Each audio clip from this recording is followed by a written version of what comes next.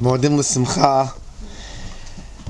Speaking, commemorating my father's Yarhzeit on Chol HaMoed is always challenging. On one hand, I'm actually kind of happy I don't have to fast, because the minhag in our family is to fast. So my father took care of that question right away. There's nothing to speak about. On the other hand, commemorating, speaking can evoke certain emotions which maybe are not necessarily appropriate for Chol HaMoed.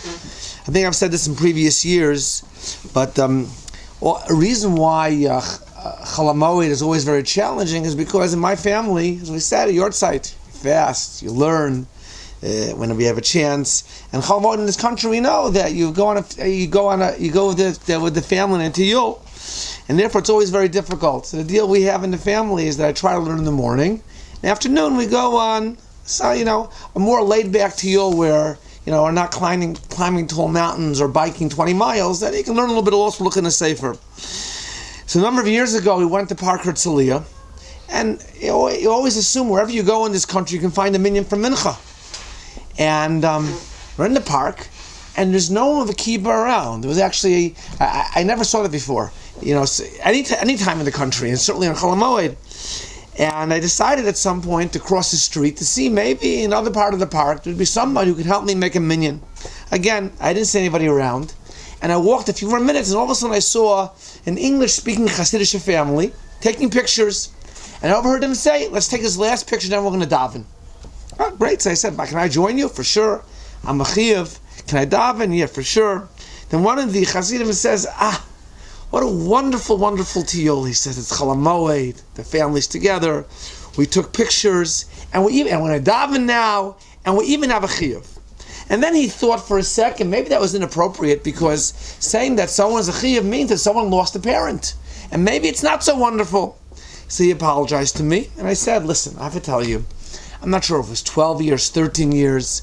I love my parents dearly. It was very difficult for me. But many years have passed, and today on the Yarhzeit, I really use it as a day to give appreciation to HaKadosh Baruch Hu that I had such parents, who raised me in a certain way. And in a certain sense, to come together with my father's students and speak Torah, and even sometimes mention my father's Torah, is really a wonderful, wonderful way to spend the day.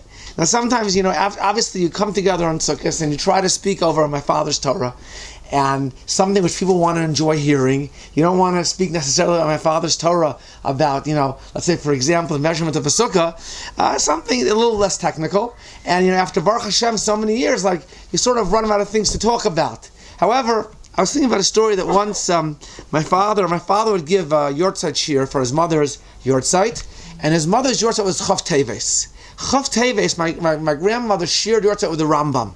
Okay, and my father started the shiur off by saying one year, I forgot what number, he says, this is my mother's Yarhzeit, which number it was, and then he also listed off what Yarhzeit it was of the Rambam, and then he said the shiur is devoted to the memory of my mother, and then he says, and needless to say, it's devoted to the Rambam, because every shiur I give is devoted to the Rambam. So anytime we speak Torah, so obviously, for very good reasons, it's definitely about my father. And the reason why, I think, is very simple. One time, one of my first cousins, who lives in America, was here in Eretz Yisrael. I had a chance to get together with him. And he was one of my first cousins that was a ben bayis in my parents' house. Which basically meant that, I guess, he came every single Shabbos. And he was telling me, he said, it's amazing.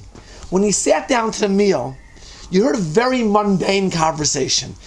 Pass the ketchup here, pass the ketchup there, pass the chicken, pass the rice, potato kugel. He says, but you knew that the house was a house of Torah, and you knew everything that was being done al pi Torah. And you knew that as soon as the meal was over, this farm would come out. And I was thinking about that because this is why I give appreciation to my father. He taught me that everything he did and everything he taught us is always based on the Torah. Just as an example, when I used to go to, I don't know which beach it was, the beach, my father used to tell me, if I remember correctly, I'm not even sure anymore, don't go beyond your waist. Okay, and I see my friends, they would go above their waist, and so obviously I knew that my father was very cautious when it came to safety. Okay, very cautious came to safety. And, what can I do? Years later, after my father's patir, I was learning Maseches Yuma, Daf Ayin Zayin. And after Ayin Zayin, the Gemara talks about a person going to see his Rebbe Yom Kippur, he can walk in the water up to his neck.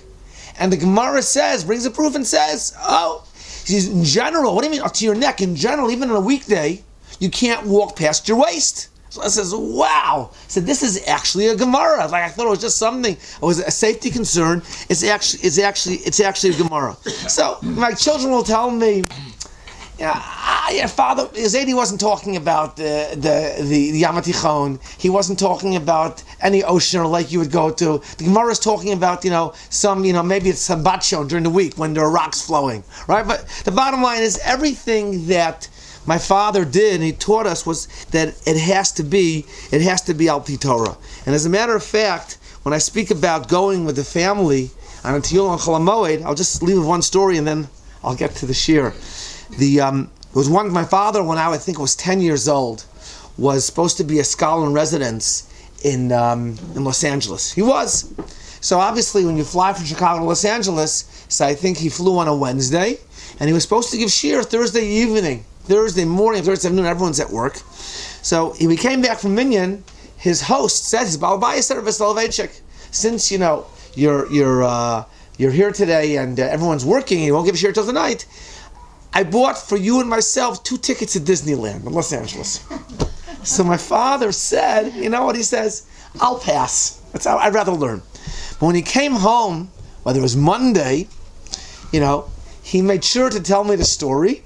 And he said to me, Chaimke, he called me Chaimke. He said to me, if you were there, I would have taken a day off to take you to Disneyland. Okay? Now, I don't know if my father knew what Disneyland was, but he just knew it was a place where you take children to. Okay? So that was it. So, spending time with the family is very important. And obviously, my father said that to me. It must be that that's also a Torah lifestyle. So that being said, I'd like to talk a little bit about Sukkot. To start off with something my father said, this Yontif night, the first night Yontif, I was sitting in the sukkah with my family, and it was the first time I ever did this. I was telling over something my father would say almost every year on Sukkot.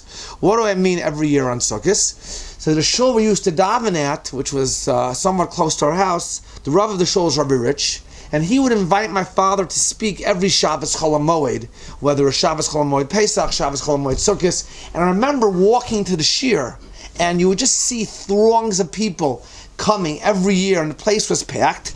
I'm not sure what happened when there wasn't a Shabbos Chol HaMoed, but they would come. And if I remember correctly, my father would speak the same topic, and everyone came back every year to hear the same topic. And they said, it's not strange, because every year we hear the same topic in the Torah. You go to shul, Zosa Bracha and Simchas Torah, Bereshis, Noach, Lech Lecha, we always hear the same topic. And this is something which was ingrained in me. And one of the questions he asked was from the Torah of the first day of Sukkot, which is Zechariah Perek Yudalid, that at the end this talks about the Mechemes Gog and Magog and how Kadosh Baruch Hu intervene and save the Jewish people, and the Magefa that's going to ensue, which will affect the enemies of the Jews. And then it says at the end, and this will all happen Sukkot time, it says in Pasuk Yutes, Zos tiyeh chatas Mitzrayim v'chatas kol hagoyim ashul yalu lechog es chag hasukos. This is the sin of Mitzrayim and the sin of all the nations who will not come to celebrate Chag HaSukkos. And my father asked the question, he always asks, he says, well, what's the fixation with Chag HaSukkos? If you think about it, which holiday is more appropriate for the non-Jews to celebrate? That would be Chag HaPesach. Freedom, liberty, that's what everyone speaks about. Why does the Pasuk talk about the Chet of Mitzrayim, that the Mitzrayim are not going to go ahead and celebrate Chag HaSukkos? It's fascinating. The Radak says, why would the Mitzvah not celebrate Chag HaSukkos? So when it comes to Chag HaSukkos, one of the things we think about is water. So all those countries that have to worry about water, they would go ahead and they would celebrate Chag HaSukkos. At least they will celebrate Chag HaSukkos Lasid Lavo in the future. But those countries don't have to worry about water like Mitzrayim, which has the Nile. Then for Radak says they will not celebrate Chag HaSukkos.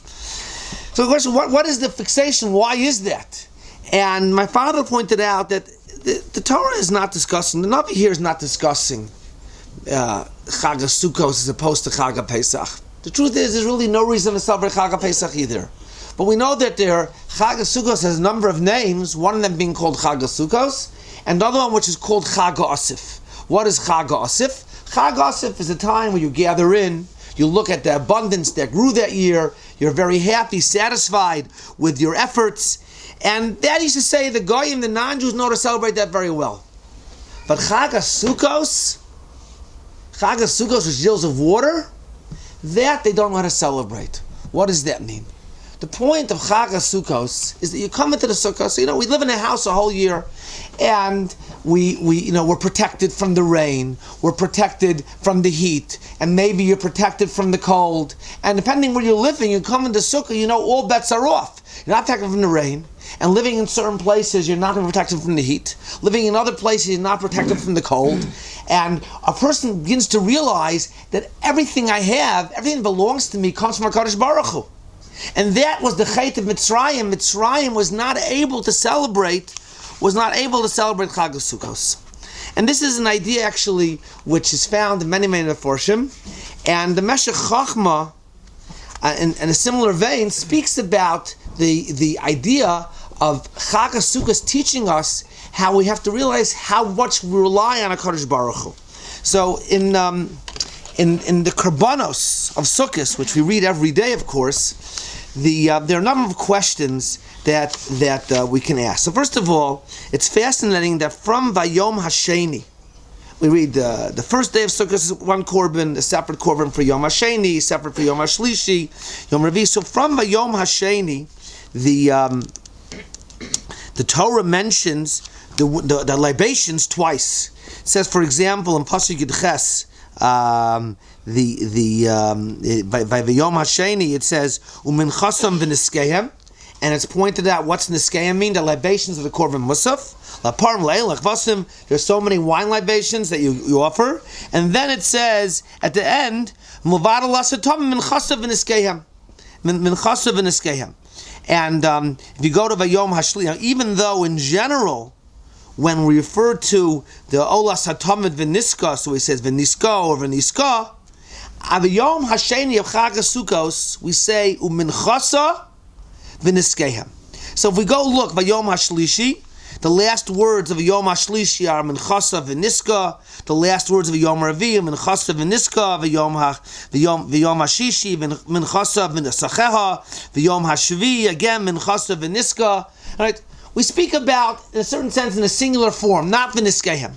Uvayom Hasheni, the Torah says, when it comes to the Olas Tamid, U'minchasa V'niskehem.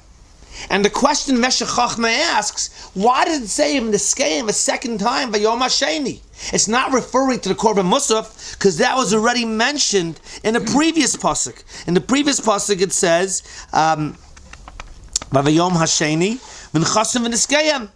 And it can't be referring to the Korban Tamid, because we always refer to Korban Tamid, V'nisko, what's V'niskehem? And the Meshech Chochmah's Machadesh, he points out like this. He says that with the Korban Tamid and Chag HaSukkos comes two libations. And one of them is different. One is than the rest of the year. One, of course, is the wine libation that's offered the whole year. And the second is the Nisach HaMayim, the water. Second is Nisach HaMayim. And the reason why the Torah at least once says V'niskehem to point out to us that the water libation, Nisach HaMayim, is very different than the wine libation, Nisach HaYayin, which are both on some level connected around the Korban Tamid, not to the Korban Musaf. How are they different? The Meshech Chochmah points out because the wine libation, that is connected to the Korban Tamid. And what does that mean? What that means is whatever applies to the, so number one, if you're not mach of the Korban Tamid, you can't offer this wine libation. That's number one.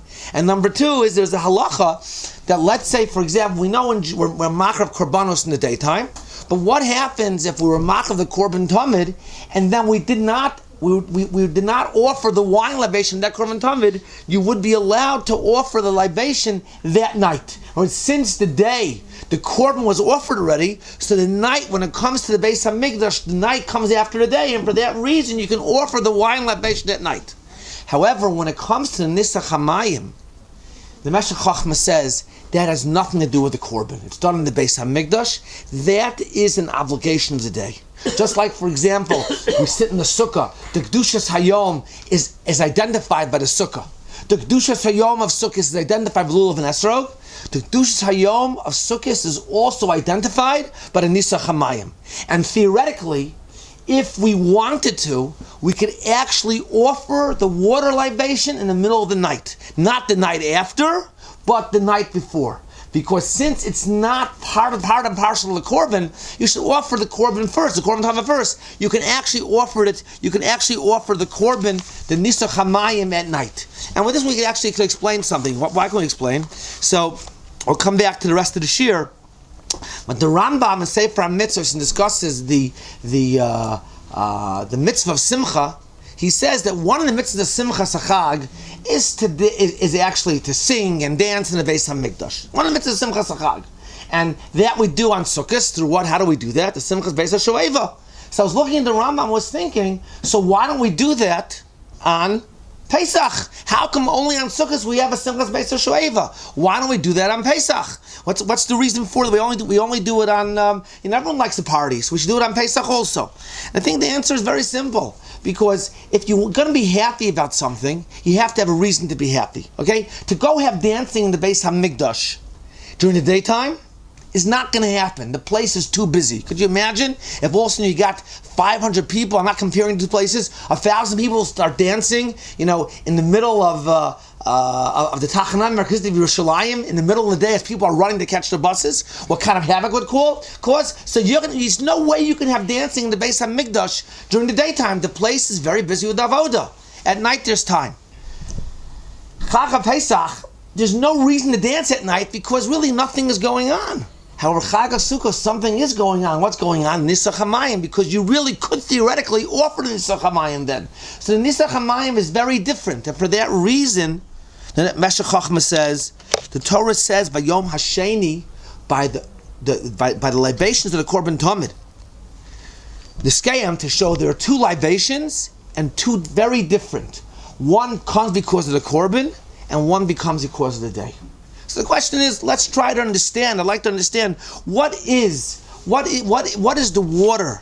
What does the water libation symbolize? Why is it? Why is the water libation, the Nisach HaMayim, so important? What's the idea?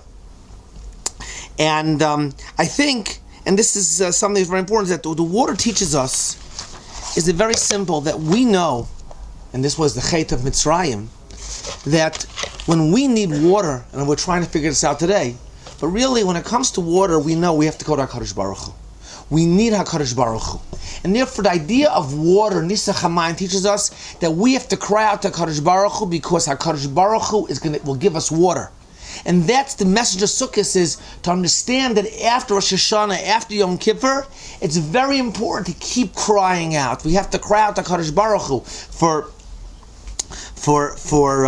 everything that's going on. That was the Chet of Mitzrayim. The Chet of Mitzrayim, that they felt that we have to know. We don't have to cry out to HaKadosh Baruch Hu. No, we have to know. We have to cry out to HaKadosh Baruch Hu. As a matter of fact, the Svas Emes on Chag HaSukkos, he asked the question. He says, we came to Shul first day Yom Tov. It was very nice davening, Sukkot to Zimra. The Hallel, I'm sure in many shuls we sang. Everyone was very happy, right? Then all of a sudden you get to I assume most shuls in Eretz Yisrael, you get to Hoshanas after Hallel, right? And how do you start off? So Hoshana, you scream out. It sounds like someone is hanging by a thread over the ocean. It says, save me. And you keep going, save me, save me, save me. He says, that's the idea. That's what you have to feel. Chag HaSukkos after Yom Tov, after Rosh Hashanah Yom Kippur. And that's the idea of coming into the sukkah where you realize you need a HaKadosh Baruch Hu. You don't have the comforts of the house. The motive of Chag HaSukkos is to cry out to HaKadosh Baruch Hu, to realize that for everything you have, you need a HaKadosh Baruch Hu. And I think, and that was the Chet of Mitzrayim. That will be the Chet of Mitzrayim. That will be the Chet of Mitzrayim. And just to understand, to underscore why that's so important, I want to raise one more point the Meshech Chochmah brings up. So if you look, again, it's a diuk the Meshech Chochmah makes. It's an amazing diuk, actually. he goes on, he says like this. If you look at Vayom Hasheni, so when it talks, it says, Uminchasam v'niskehem. Vayom Hashlishi, Uminchasam v'niskehem, that's the korban, that's the Niso Chayayin of the korban Musaf, the first one. Then, the Yom Hashlishi. I will skip Yom HaRavi. Yom HaRavi, by the way, is today, my father's Yarhzeit, so I think it's very apropos to talk about that. Let's look at Yom HaChamishi. Yom HaChamishi, it says, Uminchasam v'niskayim, the same thing. The Yom HaShishi, Uminchasam v'niskayim. The Yom HaShvi v'niskayim v'niskayim. And then, let's go back to Yom HaRavi. It doesn't say Uminchasam v'niskayim. The Vav is missing, just Minchasam. Shmini Atzeres, also, the Vav is missing, just Minchasam. So, in general, by all the karbanos from Yom HaSheni and on, it says Minchasam. There's a vav connecting the mincha to everything else. And by Yom HaRavi and by Yom HaShemini, there's no vav connecting the Minchasam and Niskehem to the rest of the parsha. And the question is why.